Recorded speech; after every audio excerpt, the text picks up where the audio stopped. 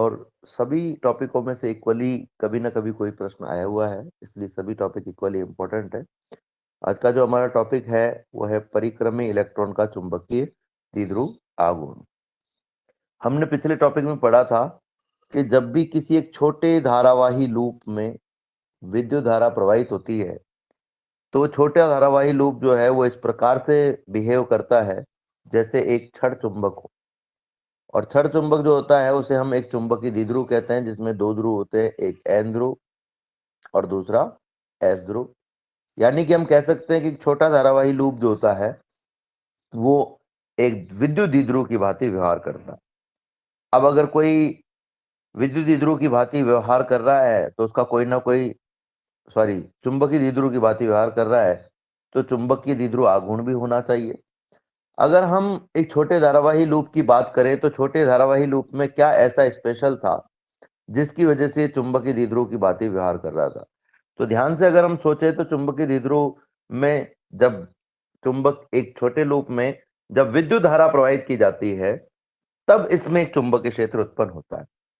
अगर मैं एक छोटी सी बात यहां पर लेकर चलूं कि विद्युत धारा की वजह से चुंबकीय क्षेत्र यहाँ उत्पन्न हो रहा है, तो विद्युत धारा क्या है अगर हम इस पर चर्चा करें तो हम कहेंगे कि आवेश का जो प्रवाह है उसे हम विद्युत धारा कहते हैं। यानी कि अल्टीमेटली आवेश के प्रवाह की वजह से चुंबकीय क्षेत्र उत्पन्न हो रहा है। अगर इसी प्रकार से मैं किसी कक्षा में गति करने वाले इलेक्ट्रॉन की बात करूं तो इलेक्ट्रॉन भी एक आवेश है और उसकी जो गति है उसको हम इलेक्ट्रॉन का प्रवाह कह सकते हैं। यानी इस इलेक्ट्रॉन के प्रवाह के कारण एक कक्षीय धारा उत्पन्न होनी चाहिए और उस कक्षीय धारा के कारण एक चुंबकीय क्षेत्र उत्पन्न होना चाहिए। ये जो कक्षीय धारा है इसका मान कितना होगा और उस चुंबकीय क्षेत्र के कारण चुंबकीय द्विध्रुव का मान कितना, द्विध्रुव आघूर्ण का मान कितना होगा, ये हम यहाँ ज्ञात करेंगे। किसी भी लूप में जब धारा प्रवाहित होती है तो चुंबकीय द्विध्रुव आघूर्ण का जो मान होता है वो होता है m बराबर n i a, जहां पर a उस लूप का क्षेत्रफल है, I उसमें प्रवाहित होने वाली विद्युत धारा है और n उस लूप में फेरों की संख्या है। अब अगर मैं यहां से आगे बढ़ूं तो मैं कहूंगा कि मान लीजिए एक इलेक्ट्रॉन है, ये Ze आवेश के नाभिक के चारों ओर, Ze जो है वो नाभिक का आवेश है, नाभिक में प्रोटॉनों की संख्या Z और प्रत्येक प्रोटॉन पर आवेश E होता है, इसलिए टोटल आवेश जो है Ze होता है, कि चारों ओर V चाल से गति कर रहा है R त्रिज्या के पथ में। ऐसी स्थिति में अगर मैं यहाँ धारा निकालना चाहूं, विद्युत धारा निकालना चाहूं, तो हम सब जानते हैं विद्युत धारा I बराबर होता है आवेश बटा समय अंतराल। यदि मैं एक पूर्ण चक्र के लिए ज्ञात करना चाहूं तो मैं कहूंगा एक पूर्ण चक्र के लिए आवेश बटा आवर्तकाल या घूर्णन काल। अगर मैं यहाँ आवेश की बात करूं तो चूंकि इलेक्ट्रॉन इसके चारों ओर चक्कर लगा रहा है इसलिए इलेक्ट्रॉन के आवेश को हम ई से व्यक्त करते हैं और समय अंतराल को हम टी यहाँ पर कह सकते हैं। एक पूर्ण चक्र के लिए अगर मुझे टी का मान निकालना है तो मैं एक पूर्ण चक्र के लिए चाल का मान निकालना चाहूं, चाल हम सब जानते हैं चाल बराबर होता है दूरी यानी कि पथ लंबाई बटा समय अंतराल। ये एक पूर्ण चक्र के लिए हम चर्चा कर रहे हैं। एक पूर्ण चक्र के लिए चाल को हम v से व्यक्त कर देते हैं। दूरी जो है वो एक पूर्ण चक्र के लिए परिधि के इक्वल होगी। जितनी बड़ी परिधि है उतनी ही दूरी इस इलेक्ट्रॉन के द्वारा तय की जाएगी।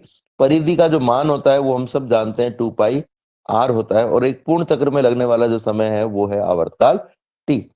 यदि इस t को मैं इधर ले जाऊं और v को मैं नीचे ले आऊं तो मेरे पास में जो मान है वो कुछ इस तरीके से प्राप्त होंगे।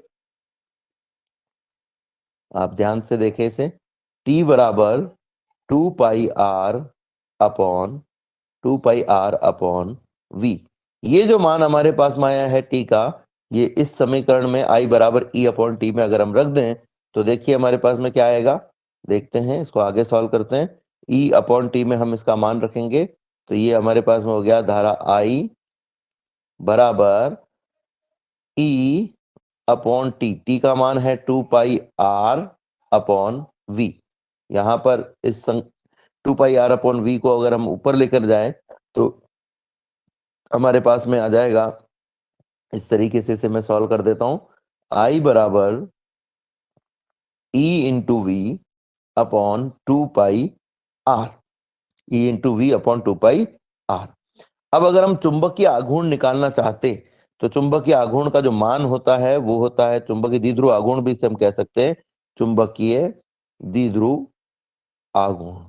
देखिए चुंबकीय द्विध्रुव आघूर्ण को वैसे तो हम m बराबर n i a से शो करते हैं, लेकिन यहाँ पर चूंकि आवेश के लिए स्पेशली निकाला जा रहा है तो यहाँ पर एक स्पेशल जो इसका साइन है या हम कहें कि प्रतीक है वो काम में लिया जाता है m के स्थान पर म्यू एल। क्योंकि ये कक्षीय गति के कारण निकाला जा रहा है इसलिए यहाँ एल लिया गया है। अगर ये चक्रण गति के कारण निकाला जाता तो यहाँ म्यू एस लिया जाता, स्पिन का एस लिया जाता। अब यहाँ पर एन आई ए की हम बात करें तो चूंकि इलेक्ट्रॉन एक वर्ताकार पथ में चक्कर लगा रहा है तो एक चक्कर के लिए हम ये ज्ञात कर रहे हैं, एक चक्कर के लिए ज्ञात कर रहे हैं तो यहाँ एन का जो मान है वो 1 होगा, आई की जगह आ जाएगा आई, और ए का जो मान है वो इस वर्ताकार पथ के क्षेत्रफल, इस वर्ताकार भाग के क्षेत्रफल, वर्ताकार भाग का क्षेत्रफल जो होता है हम सब जानते हैं पाई इंटू आर स्क्वायर है। यहाँ आप कंफ्यूज नहीं हो, ये जो एम है और ये जो म्यू एल है ये दोनों एक ही चीज है, केवल हमने इसका नाम बदल दिया है। अब अगर इस सूत्र में मैं आई का जो मान हमने निकाला था जो कि हमारे पास में कितना है ईवी अपॉन 2πr है, ये हम यहाँ पर रख दें तो हमारे पास देखते हैं कि क्या मान आ जाएगा बच्चों। हम यहाँ इसका मान रखेंगे ई आई का इस सूत्र में तो हमारे पास में आ जाएगा म्यू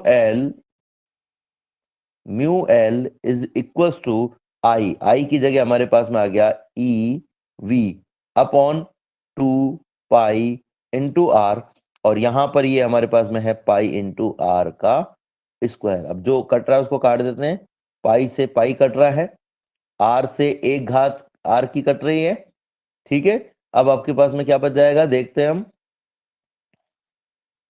हमारे पास में ऊपर तो बचेगा ई वी और आर और नीचे बच रहा है हमारे पास में 2। तो ये जो समीकरण है वो इस प्रकार से हो जाएगा म्यू एल बराबर E V R upon 2, E V R upon 2। अब अगर मैं इससे आगे चलना चाहूं तो देखिए एक होता है कक्षीय क्वांटम संख्या या कक्षीय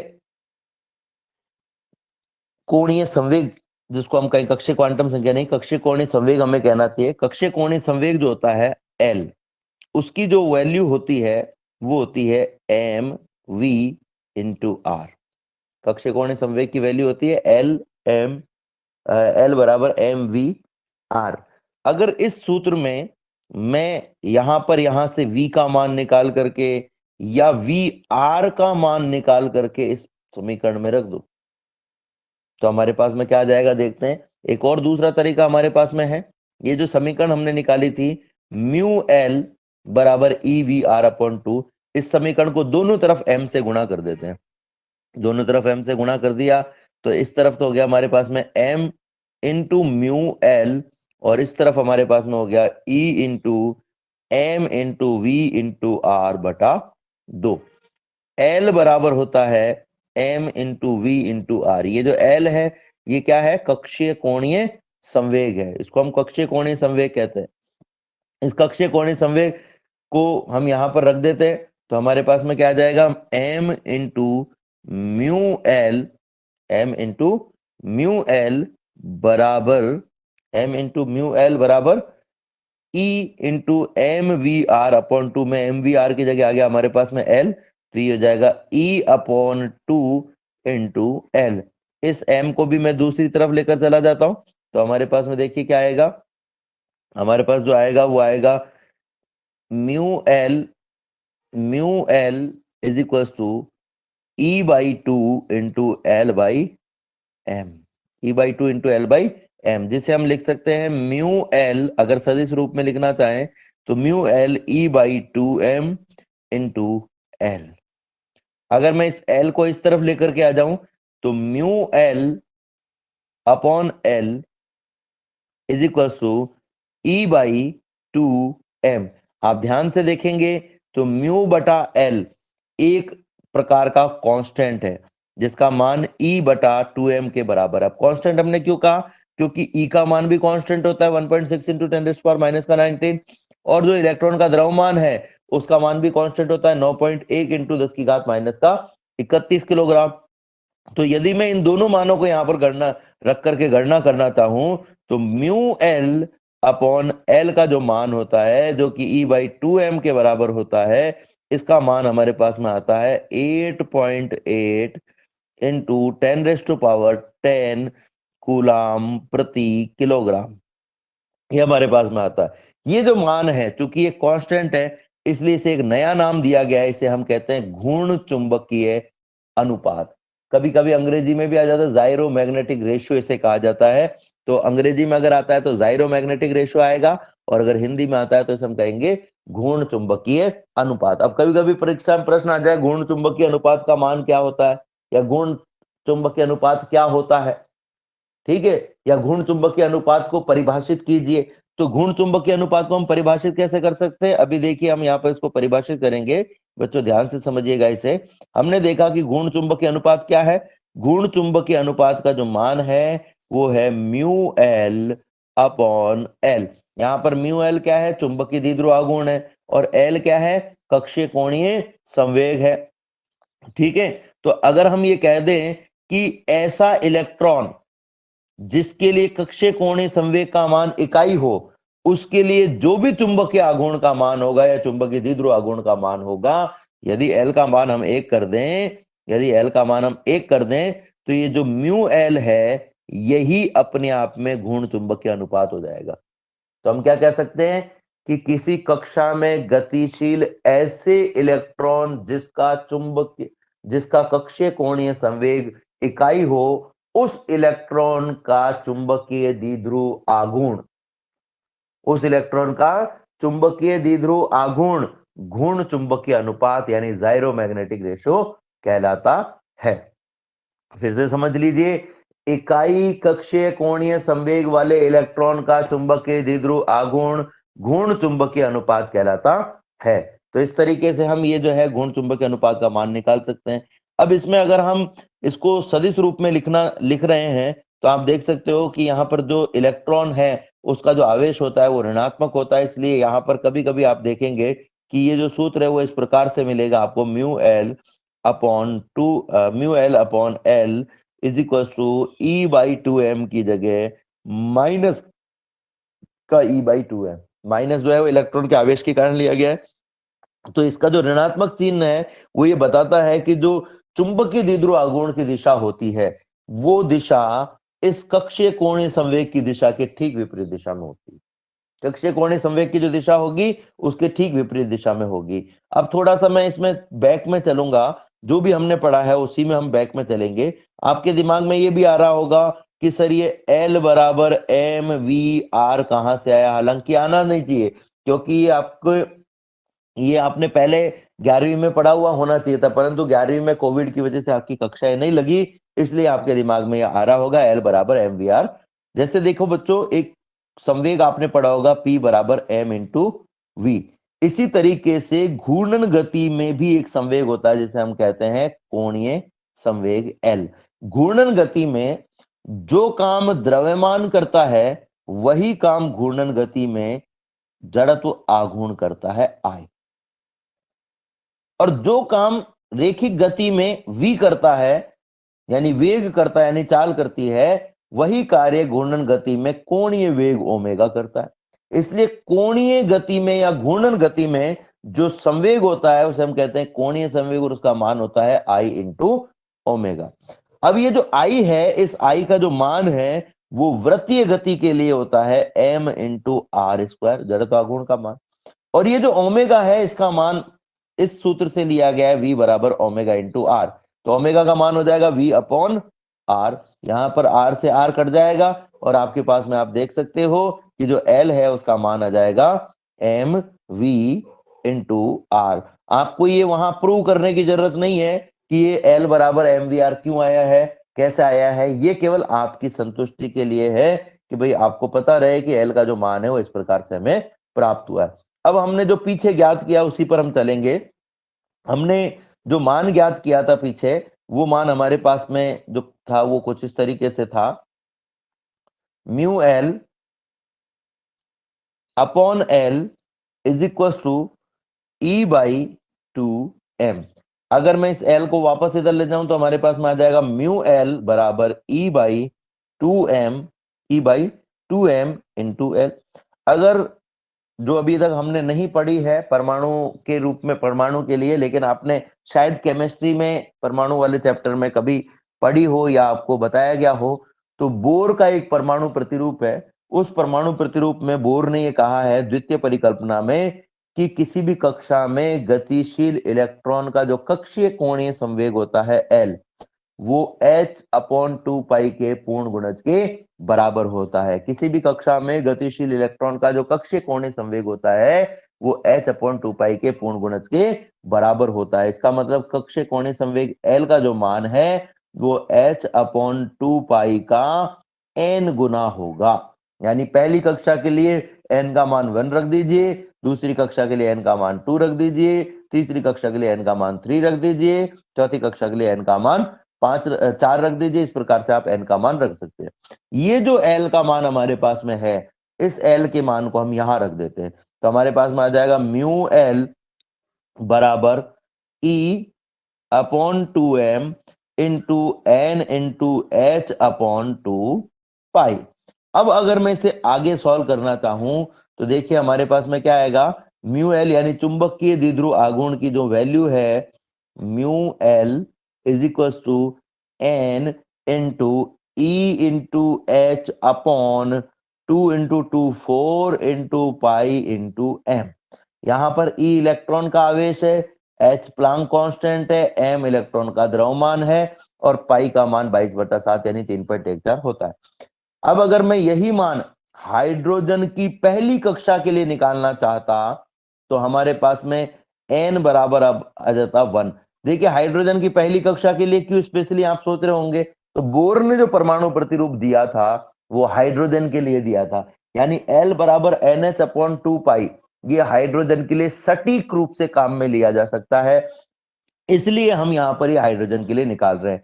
तो mu L is equal to हमारे पास में हो जाएगा EH/4 पाई एम। यानी पहली कक्षा के लिए अगर हम देखें तो E एक कांस्टेंट है, एच एक कांस्टेंट है, एम एक कांस्टेंट है, यानी ये सारी राशियां कांस्टेंट है। इसका मतलब चुंबकीय आघूर्ण का मान भी पहली कक्षा के लिए कांस्टेंट आना चाहिए। तो यहाँ पर हम E की जो वैल्यू है वो 1.6 × 10⁻19, H जो कि प्लांक कांस्टेंट जिसका मान 6.62 × 10⁻34 होता है, और m जो कि इलेक्ट्रॉन का द्रव्यमान है जिसका मान 9.1 × 10⁻31 होता है। ये सारे मान रख करके अगर हम इसे सॉल्व करेंगे तो हमारे पास में आएगा 9.27 × 10⁻24 एम्पियर इंटू मीटर का स्क्वायर, एम्पियर इंटू मीटर का स्क्वायर।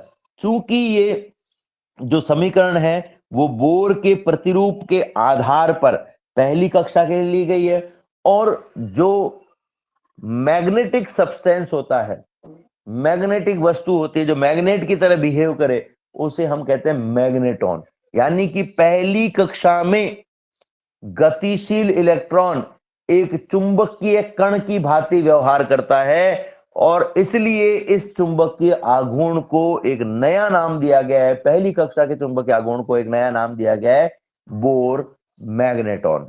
तो अब अगर परीक्षा में प्रश्न आए बोर मैग्नेटॉन किसे कहते हैं, हम कहेंगे कि हाइड्रोजन की पहली कक्षा में गतिशील इलेक्ट्रॉन का चुंबकीय द्विध्रुव आघूर्ण बोर मैग्नेटॉन कहलाता है, और इसकी value 9.27 × 10⁻24 ampere into metre square होती है। एक खास बात आप ध्यान रखें कि कभी कभी परीक्षा में बोर मैग्नेटॉन का या फिर घूर्ण चुंबकीय अनुपात यानी कि जाइरोमैग्नेटिक रेशियो का जो मान है वो भी पूछ लिया जाता है। प्रश्न आता है कई बार कि घूर्ण चुंबकीय अनुपात का मान लिखिए, तो आपको इनके मान भी याद होने चाहिए। अगर आता है कि बोर मैग्नेटॉन का मान लिखिए तो ये भी आप लिख सकते हैं वहां पर। ये जो हम म्यू एल निकाल रहे हैं, चूंकि ये कक्षीय गति के लिए निकाल रहे हैं, इसलिए इसे हम कक्षीय इलेक्ट्रॉन का चुंबकीय आघूर्ण भी कह सकते हैं।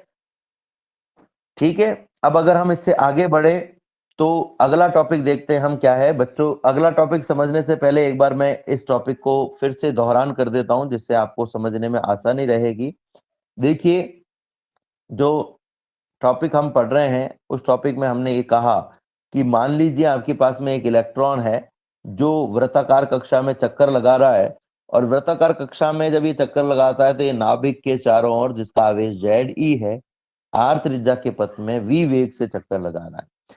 यदि इस इलेक्ट्रॉन के गतिशील अवस्था में रहने के कारण हम कक्षीय धारा का मान निकालना चाहें, तो धारा का जो मान होता है वो आवेश बटा समय अंतराल के बराबर होता है, जितने समय में वो घूर्णन करता है, जितने समय में वो गति पूरी करता है। तो यदि मैं यहाँ पर एक पूर्ण चक्र की बात करूं तो हम कहेंगे आवेश इलेक्ट्रॉन का E है और एक पूर्ण चक्र में लगने वाला समय है T, यानी कक्षीय धारा का जो मान होगा वो होगा I बराबर E/T। अब अगर हम कक्षीय इलेक्ट्रॉन के वेग की बात करते तो कक्षीय इलेक्ट्रॉन का वेग बराबर होता तय की गई दूरी बटा समय अंतराल। एक पूरे चक्र में तय की गई दूरी परिधि के बराबर होती है, जिसका मान 2 पाई इंटू आर के बराबर होगा, और जो समय अंतराल है वो आवर्तकाल टी के बराबर होगा। तो इस तरीके से हम यहाँ पर टी की वैल्यू निकालना चाहे तो टी बराबर हो जाएगा 2 पाई आर अपॉन वी। ये जो वैल्यू है हमारे पास में टी की 2 पाई आर अपॉन वी, ये हम यहां से इस समीकरण संख्या 1 में रखेंगे तो हमारे पास में आ जाएगा आई बराबर ईवी अपॉन 2 पाई आर। अब किसी भी गतिशील इलेक्ट्रॉन के कारण या किसी चालक तार में प्रवाहित धारा के कारण जो चुंबकीय आघूर्ण होता है उसका मान होता है m बराबर n आई ए। क्योंकि हम एक चक्र के लिए निकाल रहे हैं इसलिए n का मान 1 होगा, I की जगह I है और A की जगह आ जाएगा पाई आर स्क्वायर। इसे स्पेशल नाम दिया गया म्यू एल। यहाँ पर म्यू एल और एम ए की बात है तो ये हम यहाँ पर रख दें। आई की जो वैल्यू है जो समीकरण नंबर 3 में हमने निकाली ईवी अपॉन 2 पाई आर, यहाँ पर रख देते हैं। आप देखेंगे इस समीकरण में जो है पाई से पाई कैंसिल हो जाएगा और आर से एक घात कैंसिल हो जाएगी, तो आपके पास में ऊपर बचेगा ई वी और आर, तो ये हो गया ई वी आर, और नीचे बचेगा आपके पास में 2, तो ये आ गया 2, यानी कि mu L is equal to E V R upon 2। ये म्यू एल की वैल्यू हमारे पास में आ गई है। अब इलेक्ट्रॉन के कोणीय तो इलेक्ट्रॉन का कोणीय संवेग जो होता है वो होता है एल बराबर एम वी आर। यहां से आप चाहो तो समय m से गुणा करके भी निकाल सकते हो और चाहो तो यहाँ से वी आर का मान निकाल करके समीकरण संख्या 5 जो कि अभी अभी हमने निकाली है ई वी आर अपॉन 2 इसमें रख दे तो ई बाई टू वी आर की जगह आ जाएगा, ई बाई टू तो रह जाएगा और वी आर की जगह आ जाएगा आपके पास में एल बटा एम, कुछ इस तरीके से एल बटा एम। तो आपके पास में आ जाएगा म्यू एल बराबर ई बाई टू एम। अगर सदिश रूप में लिखना चाहें तो म्यू एल बराबर माइनस का E by two M into L हो जाएगा, माइनस इलेक्ट्रॉन के आवेश के कारण है, और ऋणात्मक चिन्ह ये भी दर्शाता है कि जो चुंबकीय द्विध्रुव आघूर्ण की दिशा है वो कक्षीय कोणीय संवेग की दिशा के ठीक विपरीत दिशा में है। तो अगर हम यहाँ पर एल को नीचे की तरफ ले जाए तो हमारे पास में एक राशि प्राप्त होगी म्यू एल अपॉन एल बराबर ई बाई टू एम। ई और टू एम दोनों ही कांस्टेंट है, इसलिए ई और टू एम का जो अनुपात है यानी म्यू एल अपॉन एल, ये एक नया कांस्टेंट आना चाहिए। इसे एक नया नाम दिया गया है घूर्ण चुंबकीय अनुपात। और अगर इसकी परिभाषा हम देना चाहे तो मैंने आपको इसकी परिभाषा क्या कहा था, मैंने कहा था इकाई कोणीय संवेग वाले इलेक्ट्रॉन का इकाई कोणीय संवेग वाले इलेक्ट्रॉन का चुंबकीय द्विध्रुव आघूर्ण, चुंबकीय द्विध्रुव आघूर्ण घूर्ण चुंबकीय अनुपात या जाइरोमैग्नेटिक रेशो कहलाता है। ये भी आपको ध्यान रखना है, जाइरोमैग्नेटिक रेशो। कभी कभी क्या होता है, पेपर बनाने वाला जो व्यक्ति होता है, कुछ नाम ऐसे हैं जो हिंदी में कम याद रहते हैं, अंग्रेजी में आसानी से याद रह जाते हैं, इसलिए वो पेपर बनाते समय मान लीजिए उसे अंग्रेजी का नाम याद रह गया तो अंग्रेजी में उसे लिख देते जाइरोमैग्नेटिक रेशो, ठीक है। और जाइरोमैग्नेटिक रेशो उन्होंने वहां लिख दिया या जाइरोमैग्नेटिक अनुपात वहां लिख दिया, फिर आप सोचते रहोगे भाई ये तो हमने पढ़ा ही नहीं, है ना। तो इसको हम जाइरो मैग्नेटिक रेशियो या अनुपात भी कहते हैं, ठीक है। तो इसका जो मान होता है वो अभी हमने देखा कि इसका मान कितना होता है। इसका मान अगर E और 2m का मान हम रखें, E का मान 1.6 इंटू 10 का 19 कूलाम और m का मान 9.1 इंटू 10 की घात माइनस का 31 किलोग्राम हम रखें, तो जो E बाई 2m यानी म्यू एल अपॉन एल का मान है वो हमारे पास में आ जाएगा 8.8 इंटू 10 माइनस प्लस का 10 कूलाम प्रति किलोग्राम। अगर हम बोर की द्वितीय परिकल्पना से बात करें तो द्वितीय परिकल्पना कहती है कि किसी भी कक्षा में गतिशील इलेक्ट्रॉन का कोणीय संवेग L h/2 पाई के पूर्ण गुणज के बराबर होता है, यानी कि h/2 पाई का पूर्ण गुणज निकालना है तो इसे n से गुणा कर दीजिए, तो ये हमारे पास में L की वैल्यू आ जाएगी।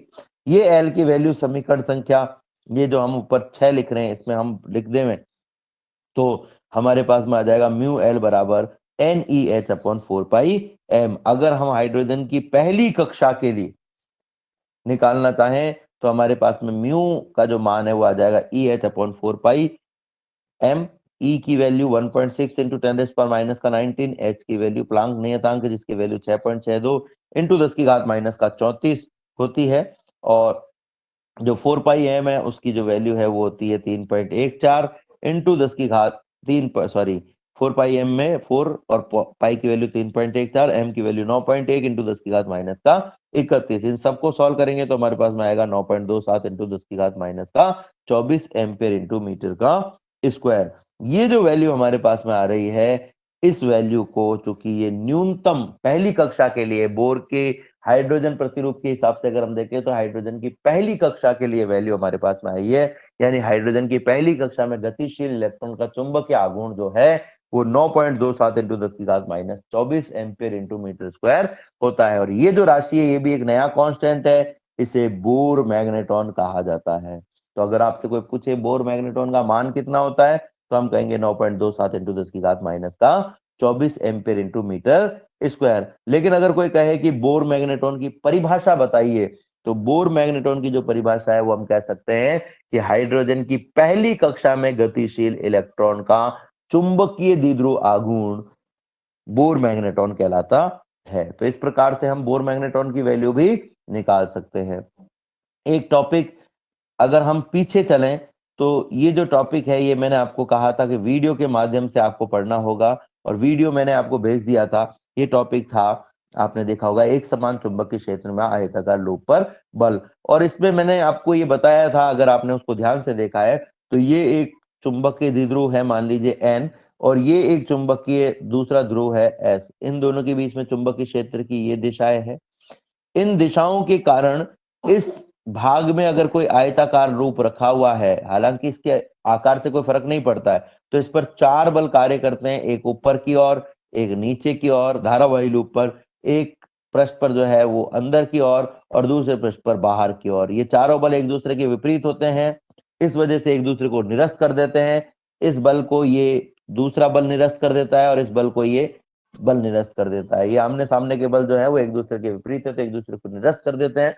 लेकिन इनमें से इस बल को अगर मैं नाम दूं मान लीजिए F, और इस बल को मैं नाम दूं F', तो इन दोनों की जो क्रिया रेखाएं हैं वो इस प्रकार से होती हैं कि ये इस आयताकार लूप को घूर्णन कराने का प्रयास करती हैं, और इस वजह से इसमें एक बल आघूर्ण या बल युग्म आघूर्ण उत्पन्न हो जाता है। उस बल युग्म आघूर्ण का जो मान है टॉर क्यू, वो हमने देखा था कितना आया था हमारे पास में लास्ट में NIAB साइन ऑफ थीटा। ये हमारे पास में लास्ट में इसका मान आ रहा है, और यहाँ पर आप देख सकते हैं ये मान लिखा हुआ भी आपको दिखाई दे रहा है NIAB साइन ऑफ थीटा। तो यहाँ पर N जो है वो कुंडली में फेरों की संख्या है, I कुंडली में प्रवाहित धारा है, A कुंडली का क्षेत्रफल है, और जो बी है वो इस कुंडली पर आरोपित चुंबकीय क्षेत्र है। जो थीटा है वो क्षेत्रफल और चुंबकीय क्षेत्र की दिशा के मध्य का कोण है।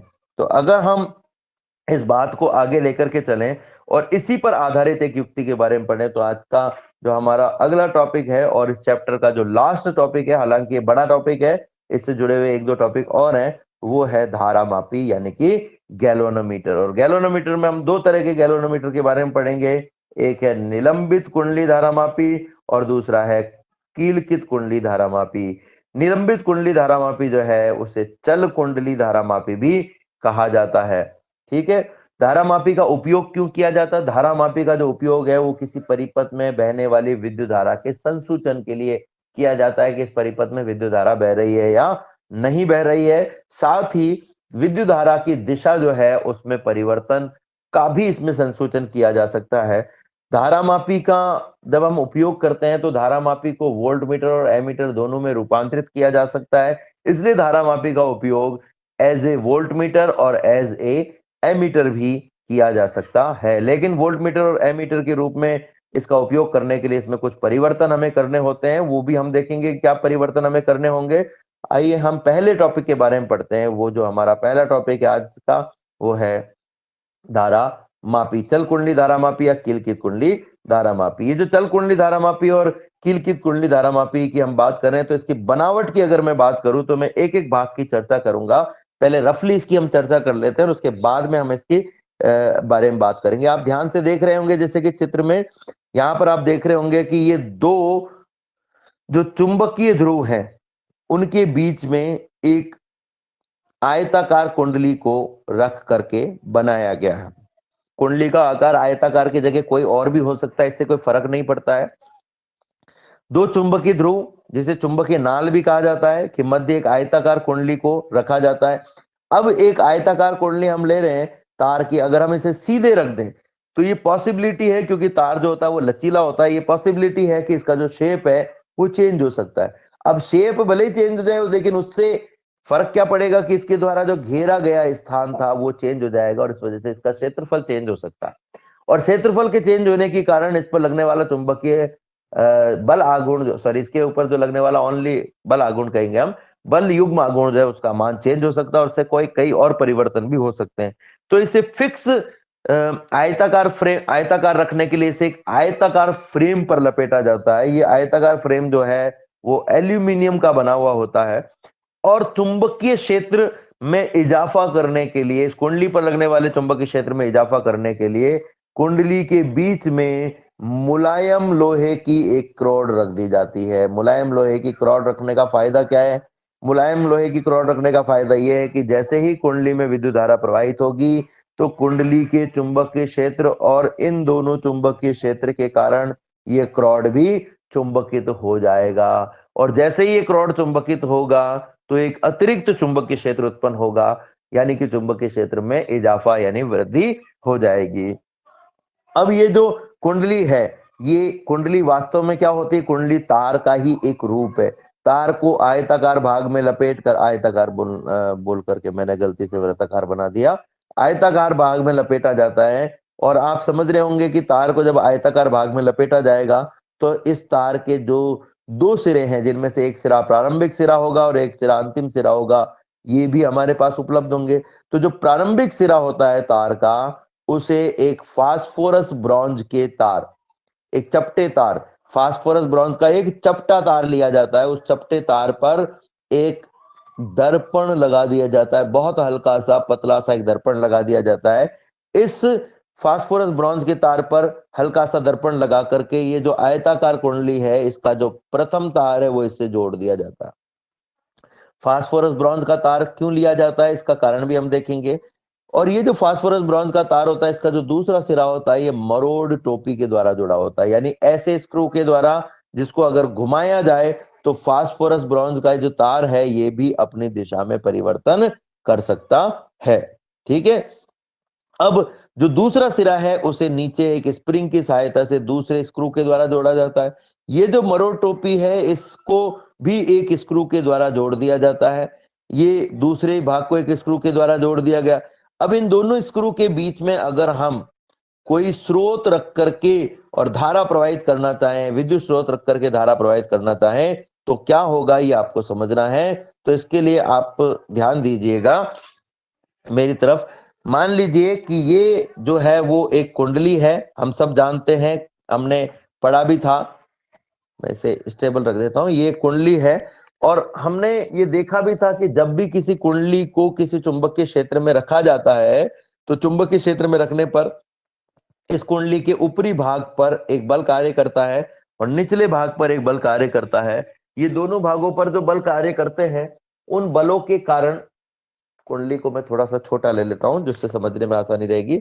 इसके दोनों भागों पर, ऊपरी भाग पर एक बल कार्य करता है, निचले भाग पर एक बल कार्य करता है, ये हम पहले पढ़ चुके हैं। और इन दोनों भागों पर लगने वाले बलों के कारण ये कुंडली जो है वो स्थिर अवस्था प्राप्त कर लेती है। हालांकि इसको हमने ऊपर फास्फोरस ब्रॉन्ज के तार से जोड़ा हुआ है, इस प्रकार से एक फास्फोरस ब्रॉन्ज के तार से जोड़ा हुआ है जो कि चपटा तार होता है ठीक इसी तरह का, और नीचे की तरफ जो है हमने इसको एक स्क्रू से जोड़ा हुआ है, यानी ये बीच में एक तरीके से निलंबित है। ये कुंडली जो है बीच में सस्पेंडेड है, ना तो ऊपर जा रही है ना तो नीचे आ रही है। जैसे कोई नौकरी से जब सस्पेंड होता है तो क्या होता है, ना तो उसे नौकरी से बर्खास्त किया जाता है और ना ही वो नौकरी कर सकता है। केवल उसे अपना जो कार्यवाही है वो पूरी होने तक साइन करने होते हैं, यानी कि वो ना तो इधर का है और ना ही उधर का है। ठीक इसी तरीके से जो कुंडली है ये हवा में सस्पेंडेड है, ये ऊपर वाले भाग में यानी ऊपर भी नहीं जा रही है नीचे भी नहीं आ रही, सस्पेंडेड बीच में लटकी हुई है। ठीक है, तो ये जो सस्पेंडेड कुंडली है इसके ये दोनों भाग है, जब इसे त्रियक रखा जाता है तो इन दोनों भागों पर एक चुंबकीय क्षेत्र कार्य करता है, सॉरी चुंबकीय क्षेत्र के कारण एक बल कार्य करेगा। इस भाग पर भी कार्य करेगा, इस भाग पर भी कार्य करेगा, इस भाग पर भी और इस भाग पर भी। इन दोनों भागों पर जो बल है, इस भाग पर ऊपर की ओर, इस भाग पर नीचे की ओर, इस और इस भाग पर, इन दोनों भागों पर जो बल है वो एक दूसरे के विपरीत विपरीत दिशा में होता है। जैसे इस भाग पर अगर इस दिशा में बल कार्य कर रहा है तो इस भाग पर इस दिशा में बल कार्य करेगा, यानी एक दूसरे के ठीक विपरीत दिशा में। और इस वजह से कुंडली जो होती है घूर्णन करना प्रारंभ कर देती है इन दोनों बलों के प्रभाव में, जो कि हमने एक टॉपिक पे भी पढ़ा था। कुछ दिन पहले एक वीडियो मैंने आपको भेजा था जिसमें मैंने कहा था कि एक आयताकार कुंडली पर लगने वाले, धारावाही आयताकार कुंडली पर लगने वाले बल युग्म आघूर्ण की चर्चा हम करेंगे। तो उसमें भी आपने पढ़ा था कि इन दोनों पर जो बल लगते हैं, इन दोनों भुजाओं पर, वो इसे घूर्णन कराने का प्रयास करते हैं। अब देखिए बच्चों, जब भी ये घूर्णन उत्पन्न होगा तो ये जो मरोड़ टोपी इसके साथ में रखी हुई है, इसमें भी घूर्णन उत्पन्न होगा। आपने देखा होगा अपने घरों में या अपने दादाजी को या अपने घर में किसी भी और व्यक्ति को आपने देखा होगा कि किसी भी चीज को जब मरोड़ा जाता है, अच्छा आपने कपड़े तो धोए ही होंगे, सबने देखा होगा, कपड़ों को धोने के बाद में जब हम निचोड़ते हैं तो उनमें हम उनको हम क्या करते हैं, मरोड़ते हैं। क्योंकि कम कपड़े कोमल होते हैं तो उसको हम 1 2 3 4 फेरे तक मरोड़ सकते हैं। तो जब आप उसको मरोड़ते हो तो उसको आप एक विशिष्ट स्थिति से ज्यादा नहीं कर सकते। अगर उस विशिष्ट स्थिति से ज्यादा कसने का प्रयास भी आप करते हो तो आपका जो बल है वो फेल हो जाता है। लेकिन उसमें एक खास बात आपने देखी होगी कि जैसे ही आप उसे छोड़ते हो वो प्रारंभिक अवस्था में आ जाता है। आपने अपने दादाजी को, अपने पिताजी को, अपने ताऊ जी को रस्सी बनाते हुए देखा होगा, रस्सी को बंटते हुए देखा होगा। आपने देखा होगा कि वो उसमें बहुत सारी ऐंठन उत्पन्न कर देते हैं और जैसे ही वो उसे छोड़ते हैं वो अपनी प्रारंभिक अवस्था में आ जाती है। आपने ऐसे बहुत सारे प्रक्रम देखे होंगे। इन सभी प्रक्रमों में एक खास बात है कि ये जो रस्सी है या ये जो कपड़ा है जो जिसको आप कस रहे हो, या अन्य कोई भी प्रकार की वस्तु है जिसको आप मरोड़ रहे हो, उस वस्तु को अगर आप छोड़ते हो तो वो अपनी प्रारंभिक अवस्था में वापस आ जाती है। तो ये प्रारंभिक अवस्था में वापस क्यों आ रही है? मरोड़ उत्पन्न हो रही है आपके द्वारा लगाए गए बल के कारण, आप उसे कस रहे हो निचोड़ने के लिए आपके द्वारा लगाए गए बल के कारण, लेकिन वो रस्सी वापस क्यों आ रही है, इसका क्या कारण है? तो आप देखेंगे कि जिस प्रकार से स्प्रिंग पर एक बल लगाने पर, आपने देखा होगा स्प्रिंग जो होती है इस तरीके से एक स्प्रिंग है, अगर इस पर हम एक तरफ बल लगाएं एक तरफ से और खींचे तो स्प्रिंग की जो लंबाई है उसमें वृद्धि हो जाती है। और अगर हम इस स्प्रिंग पर लगाए गए बल को हटा लें तो ये स्प्रिंग अपनी प्रारंभिक अवस्था में वापस आ जाती है। इसका कारण क्या होता है? स्प्रिंग पर इसके विस्थापन के विपरीत दिशा में एक बल कार्य करता है जिसे हम कहते हैं प्रत्यानयन बल। ठीक इसी प्रकार से जब किसी वस्तु को मरोड़ा जाता है तो उस पर एक बल आघूर्ण कार्य करता है जो उसे अपनी प्रारंभिक अवस्था में लाने का प्रयास करता है। उस बल आघूर्ण को हम कहते हैं ऐंठन बल युग्म आघूर्ण। अब देखिए, ये एक फास्फोरस ब्रॉन्ज का तार है जो कि पतला तार है, इस पर एक दर्पण लगा हुआ है। अब इस कुंडली पर 4 बल लग रहे हैं, एक ऊपर की ओर, एक नीचे की ओर, एक अंदर की ओर और एक बाहर की ओर। ये जो अंदर और बाहर की ओर बल लग रहे हैं इसके कारण क्या होगा? कुंडली घूर्णन करना प्रारंभ करेगी। कुंडली घूर्णन करना प्रारंभ करेगी, मान लीजिए इस दिशा में, तो कुंडली के साथ साथ ये तार भी घूर्णन करना प्रारंभ करेगा। तार में मरोड़ उत्पन्न होगी, ऐंठन उत्पन्न होगी, और जैसे इसमें ऐंठन उत्पन्न होगी इस कुंडली में, इस तार में एक प्रत्यानयन बल युग्म आघूर्ण कार्य करना शुरू कर देगा। एक प्रत्यानयन बल युग्म आघूर्ण कार्य करना शुरू कर देगा जो कि इसे अपनी प्रारंभिक अवस्था में लाने का प्रयास करेगा। वो जो प्रत्यानयन बल युग्म आघूर्ण है, आपने देखा भी होगा जब किसी चीज को ज्यादा मरोड़ा जाता है और उसे छोड़ा जाता है तो वापस तेजी से वो अपनी प्रारंभिक अवस्था में आती है। और अगर कम मरोड़ा जाए तो कम धीमी गति से आती है। यानी ये जो बल युग्म आघूर्ण है, ऐंठन बल युग्म आघूर्ण है, ये इसे कितने डिग्री कोण से मरोड़ा जा रहा है इस पर निर्भर करता है। आप चाहें तो मेरे पास में भी ऐसी कोई प्रैक्टिकली कोई चीज यहाँ पर मुझे दिख नहीं रही है, वरना मैं आपको इसको प्रैक्टिकली भी बता सकता था। देखिए हम प्रयास करते हैं, कुछ चीजें मुझे दिखाई दे रही है, हालांकि प्रयास करते हैं। देखिए बच्चों,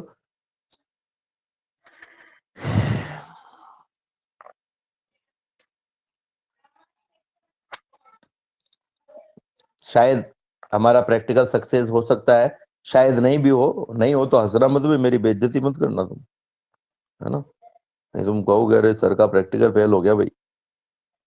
ये आप देख रहे होंगे, ये आपके सामने एक मैंने कपड़े से मास्क से ही इसको बांध दिया है, और बांध करके और मैं इसमें ऐंठन उत्पन्न करूंगा, और ऐंठन उत्पन्न करने के बाद में क्या होगा वो आपको ऑब्जर्व करना है। ठीक है, वो आपको ऑब्जर्व करना है कि ऐंठन उत्पन्न करने के बाद में क्या उत्पन्न हो रहा है। एक मिनट,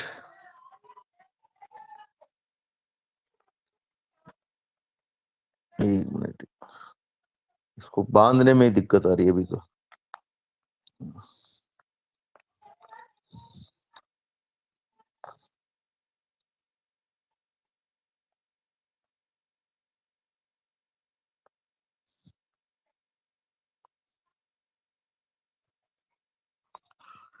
ये मैंने इसको बांध दिया है, आप देख सकते हो सामने।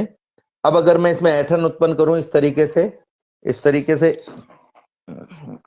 मोबाइल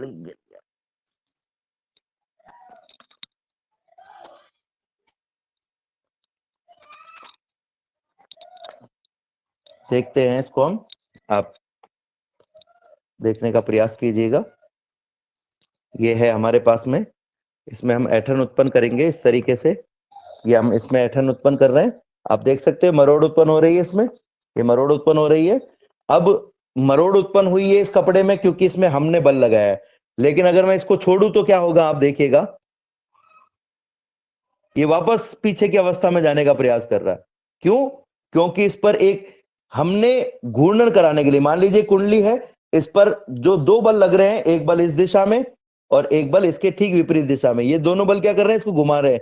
देखिए मेरे अंगूठे से एक बल इस पर लग रहा है और एक बल उंगली से जो इसमें मरोड़ उत्पन्न कर रहा है, यानी ये बल तो हो गया कुंडली पर। और ऊपर आप समझ लीजिए कि ये एक फास्फोरस ब्रॉन्ज का तार है, जिस पर इस घूर्णन के लिए, इसमें मरोड़ उत्पन्न करने के लिए हम इस दिशा में बल लगा रहे हैं, और जो घूर्णन बल इस पर लग रहा है, यानी कि जो ऐंठन बल युग्म आघूर्ण है, वो इसके ठीक विपरीत दिशा में लग रहा है। और ये ऐंठन बल युग्म आघूर्ण ही इसको अपनी प्रारंभिक अवस्था में लाने का प्रयास कर रहा है। देख लीजिए आप, इसको प्रारंभिक अवस्था में लाने का प्रयास कर रहा है। तो इस तरीके से हम इसको समझ सकते हैं कि जो ऐंठन बल युग्म आघूर्ण है वो घूर्णन के ठीक विपरीत दिशा में कार्य करता है। अब इस तथ्य को अपने को उपयोग में लेना है बच्चों, और इस तथ्य को उपयोग में लेकर के हमें इसे समझना है। ठीक है, तो देखते हैं हम,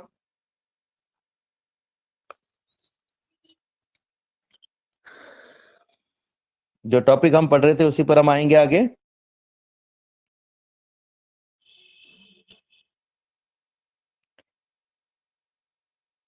तो जो बात मैं कर रहा था उस पर आता हूं। इस पर दो बल लग रहे हैं, एक बल इस और एक बल इस एक बल ऊपर की ओर और एक बल नीचे की ओर। ये जो ऊपर और नीचे की ओर बल लग रहे हैं, ये दोनों बल जो हैं ये इसे स्थिर रखते हैं, जबकि जो ये बल है और एक ये बल है जो आपको अंदर और बाहर की ओर लगते हुए दिखाई दे रहे हैं, ये दोनों बल इस जो कुंडली है उसे घूर्णन कराने का प्रयास करते हैं। और जैसे ही कुंडली घूर्णन करेगी तो इसके साथ में जो फास्फोरस ब्रॉन्ज का तार रखा हुआ है वो भी घूर्णन करना प्रारंभ कर देगा। ये फास्फोरस ब्रॉन्ज का जो तार है ये भी घूर्णन करना प्रारंभ करेगा। अब अगर मैं इसको इस तरफ घुमाऊं तो इस फास्फोरस ब्रॉन्ज के तार में क्या होगा, मरोड़ उत्पन्न होगी। और जैसे ही मरोड़ उत्पन्न होगी तो इसके ठीक विपरीत दिशा में एक बल इस पर कार्य करना शुरू कर देगा, और वो जो बल होगा इसको हम कहेंगे ऐंठन बल युग्म आघूर्ण। जब इन दोनों ही बलों का मान बराबर हो जाएगा तो उस स्थिति में ये जो कुंडली है वो ना तो एक दिशा में और ना ही दूसरी दिशा में घूम पाएगी, स्थिर अवस्था में आ जाएगी। तो ये जो सिद्धांत है यहाँ पर ये लागू होता है। अब इस सिद्धांत का फायदा क्या है ये अपने को यहाँ पर समझना है। तो हमने क्या कहा कि जब भी कुंडली में धारा प्रवाहित की जाती है तो कुंडली पर बल युग्म आघूर्ण कार्य करता है, जो कुंडली में विक्षेप यानी कि घूर्णन उत्पन्न कर देता है। धारामापी की कुंडली में प्रवाहित धारा कुंडली में उत्पन्न विक्षेप के समानुपाती होती है, ये हम पहले ही पढ़ चुके हैं। और हमने देखा था कि बल युग्म आघूर्ण का मान जो होता है वो किसी कुंडली में torque Q is equal to NIAB sine theta के बराबर होता है। अब चुंबकीय क्षेत्र इस प्रकार से आरोपित किया जाता है कि जो थीटा है उसका मान हमेशा ही 90 डिग्री रहे, त्रिज्य चुंबकीय क्षेत्र उत्पन्न किया जाता है। अगर ऐसा होगा तो टॉर्क Q बराबर हो जाएगा NIAB साइन 90 बराबर होता है 1। अब जैसे इसमें कुंडली में घूर्णन उत्पन्न हुआ तो फास्फोरस ब्रॉन्ज के तार में भी घूर्णन उत्पन्न होता है, इस वजह से उसमें ऐठन उत्पन्न हो जाती है और उस ऐठन के कारण उस फास्फोरस ब्रॉन्ज के तार पर एक ऐठन बल युग्म आघूर्ण, जिसे ऐठन प्रत्यानन बल युग्म आघूर्ण भी कहते हैं, जो इसे अपनी प्रारंभिक अवस्था में लाने का प्रयास कर रहा है। एक तो इसे इस दिशा में घूर्णन करा रहा है और दूसरा इसके ठीक विपरीत दिशा में घूर्णन करा रहा है। ये इसे घूर्णन कराने का प्रयास करता है और अपनी प्रारंभिक अवस्था में लाने का प्रयास करता है। ये जो ऐठन बल युग्म आघूर्ण है इसका मान torque Q is proportional to phi, इसको टॉर्क Q डैश कहते हैं। प्रोपोर्शनलिटी को हटाने के लिए एक स्थिरांक हम लेंगे C बराबर C। आप सब जानते हो कि अगर हम लोहे के किसी तार को मरोड़ना चाहें, तांबे के किसी तार को मरोड़ना चाहें, कपड़े के किसी तार को मरोड़ना चाहें, तो हर एक पदार्थ में वो जो मरोड़ उत्पन्न होती है वो अलग अलग होती है। उसे मरोड़ने के लिए, उसमें ऐठन उत्पन्न करने के लिए आपको अलग अलग बल लगाना पड़ेगा। यानी कि कोई एक ऐसी और राशि होनी चाहिए जो इस बल युग्म आघूर्ण को प्रभावित करे, जो उस पदार्थ की प्रकृति पर निर्भर करे, तो उसको हमने यहां लिया है C। हम कहेंगे जब इस घूर्णन उत्पन्न करने वाले बल युग्म आघूर्ण का मान इस वापस अपनी प्रारंभिक अवस्था में लाने का प्रयास करने वाले ऐठन बल युग्म आघूर्ण के बराबर हो जाता है, तो इसे हम कहते हैं कि ये कुंडली जो है अब ना तो एक और घूर्णन करेगी और ना ही दूसरी और घूर्णन करेगी और ये स्थिर अवस्था में आ जाएगी। इस अवस्था में इस टॉर्क Q डैश का जो मान होता है वो टॉर्क Q के बराबर हो जाता है। यानी C फाई का जो मान है वो NIAB के बराबर हो जाता है। अब यहां से अगर मैं, हमारे पास में क्या है देखो बच्चों, C फाई बराबर NIAB।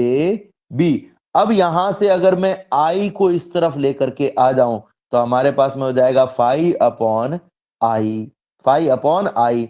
इस C को दूसरी तरफ लेकर के आ जाओ तो ये हो जाएगा NIAB अपॉन C। ये जो मान हमारे पास में आया है फाई अपॉन आई, इसको कहते हैं धारा सुग्राहिता। इसको क्या कहते हैं? धारा सुग्राहिता। ठीक है।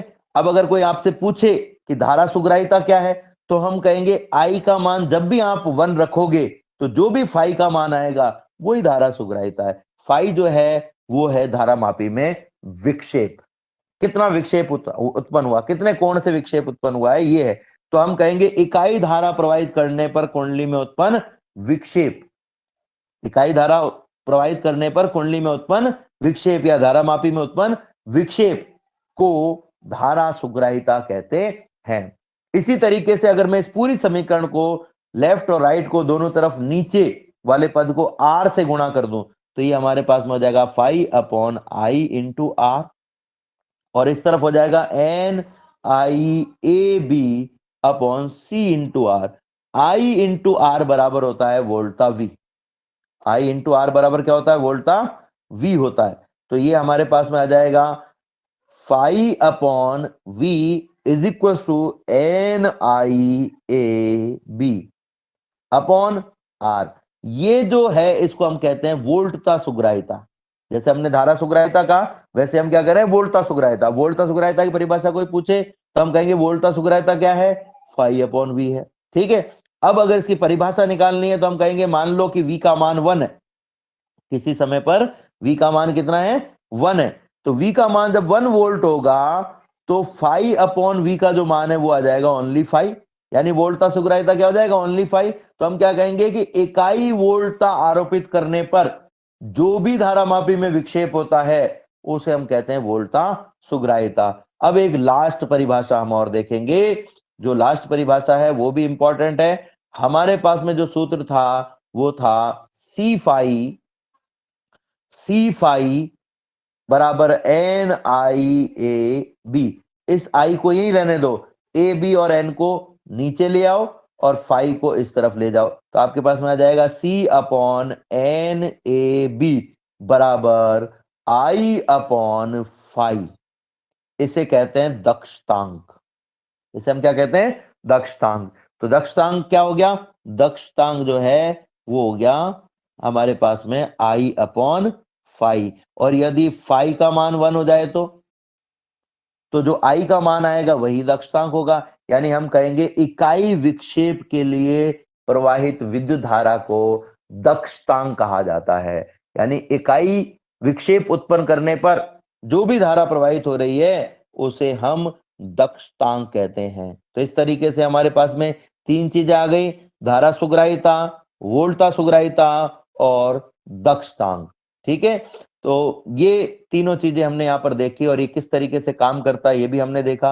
अब ये आप देख रहे होंगे कि अगर मुझे धारा का मान निकालना है तो जो समीकरण हमारे पास में आया है, धारा का मान निकालना है कि कितनी धारा बह रही है, समीकरण जो हमारे पास में आया है वो क्या है? सी फाई बराबर एन आई ए बी। इसमें से आई बराबर हम लिख सकते हैं C phi upon N A B. अगर हमें किसी तरीके से सी का, फाई का, एन का, ए का और बी का मान पता चल जाए तो हम धारा का मान इस युक्ति द्वारा कैलकुलेट कर सकते हैं। फाई का जो मान है वो दर्पण विक्षेप विधि द्वारा ज्ञात कर लिया जाता है।